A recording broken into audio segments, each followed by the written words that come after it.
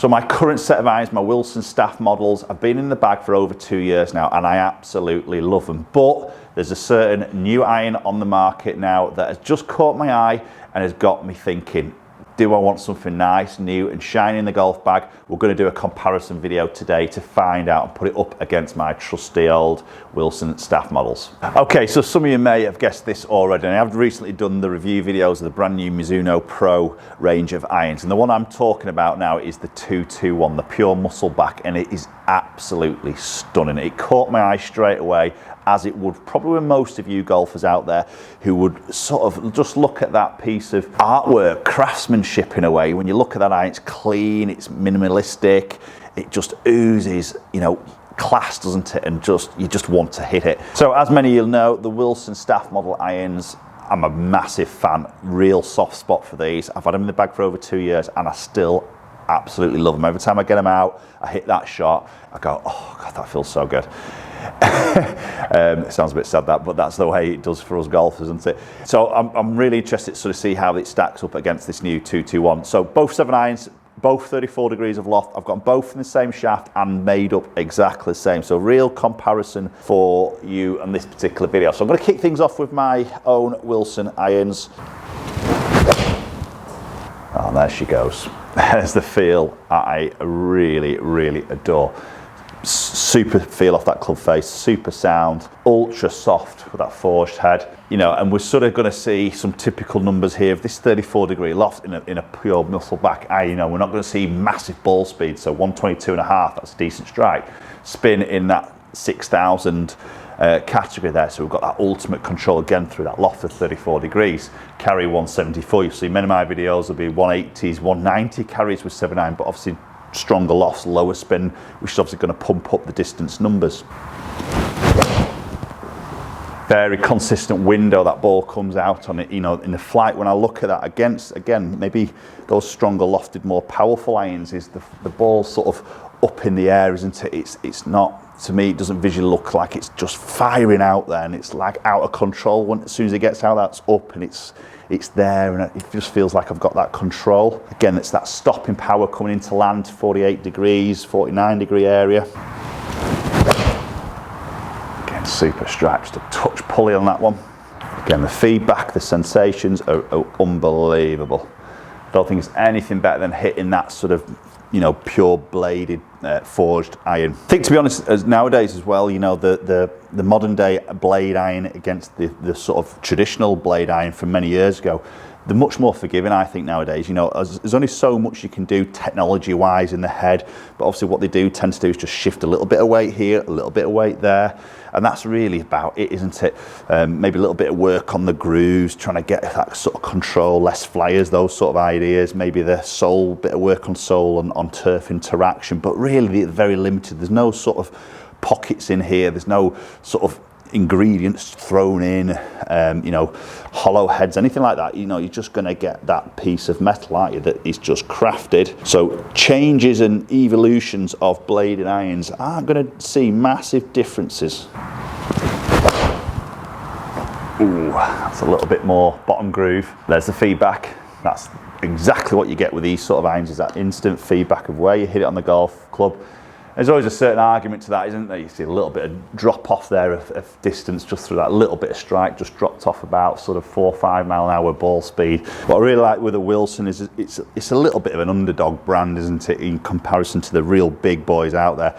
But some very classic sort of things and some very traditional aspects to this iron. That little crimping on the hosel there always reminds me of the FG49s back in the day when I was a kid, sort of dribbling at them in the pro shop, looking at them on the wall, thinking, oh God, I saw what set of them. There was a little bit of that like sort of diamond imprints just framing where the grooves are there, and that little bit of that through bore at the bottom of the sole just gives it a little bit of that sort of classic feel to it. Superb, absolutely love that, and that's one of the reasons why they've been in the bag for quite a while now. Okay, right, so moving into the new Mizuno Pro 221, their muscle back iron, and as I mentioned before, it's an absolute cracker of an iron. It looks stunning, high polished back of the golf club, you know, that traditional sort of feel to it. In that playing position, absolutely stunning, you know, very little offset, similar sort of top line to the Wilson. I'll just put these two side by side, just have a look at things a little bit like blade length, how it sort of sits behind that golf ball. Just looks to be a little bit of a slightly deeper face on that heel section, possibly in relation to that Wilson iron. I think it's obviously just a bit more shiny with it being newer compared to mine that have been in the bag, got the old traditional or the very sort of weathered sort of nicks in the head that you're going to get from a forged iron over a few years of use. Blade length very, very similar. Toe section very similar actually in that rounded toe part. Obviously we haven't got any of those little diamond indentations there, so it's just a cleaner, maybe a cleaner look with the Mizuno, but you know it's a great looking iron. Both are very good looking irons. And that's stunning. That is absolutely, I don't think there's anything better, is there, hitting that sort of forged iron. So as I say, it's exactly the same loft, 34 degrees. So probably not going to see much difference really in the performance of these, I wouldn't have thought. That wasn't perfect, that was a little bit toey. Yeah, it's that ball speed just drops, as we maybe saw with that Wilson one when I caught that a little bit low in the face, that ball speed just dropped off about 4 or 5 miles an hour, just done the same sort of thing there. Obviously just get a little bit of drop of distance. It does feel incredibly good. I mean, obviously things like with the Mizuno, maybe you've got that sort of layers of feel as they promoted more in that MP20 lineup, and this sort of carries on into this new Mizuno Pro lineup with that underlayer of that copper. Then we've got that nickel chrome plating on top. So again, that layers of feel, that copper sort of softness comes through.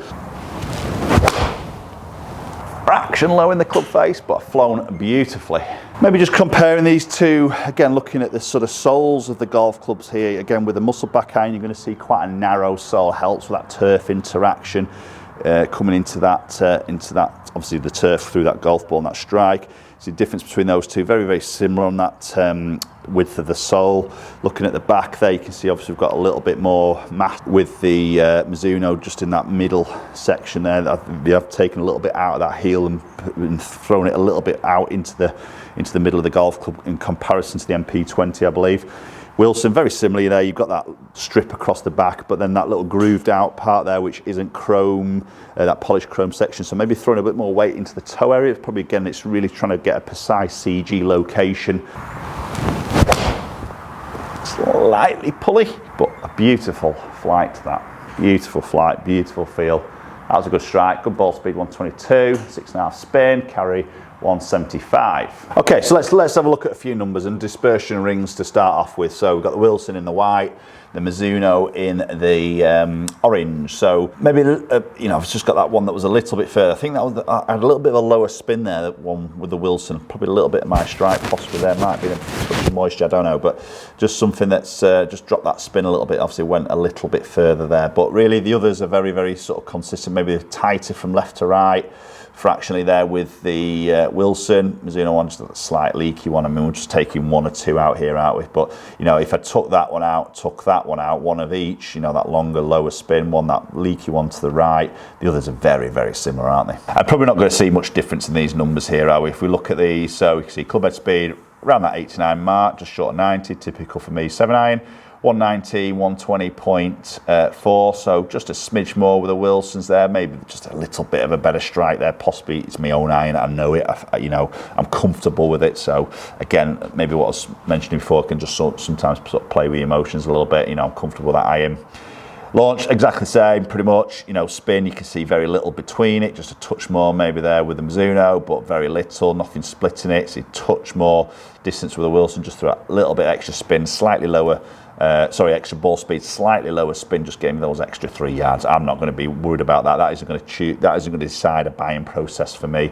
Very simple on that peak high, descent angle, exactly the same. Okay, so 2 stunning irons. Post comments down below, let me know your thoughts on those 2 irons. Will the Mizunos take the Wilsons out of my golf bag? I'm not too sure at this point. We may have to do a little bit more testing. Thanks for watching the video. Appreciate your support as always. There'll be another video up there for you to watch, and hopefully I'll catch you all very soon.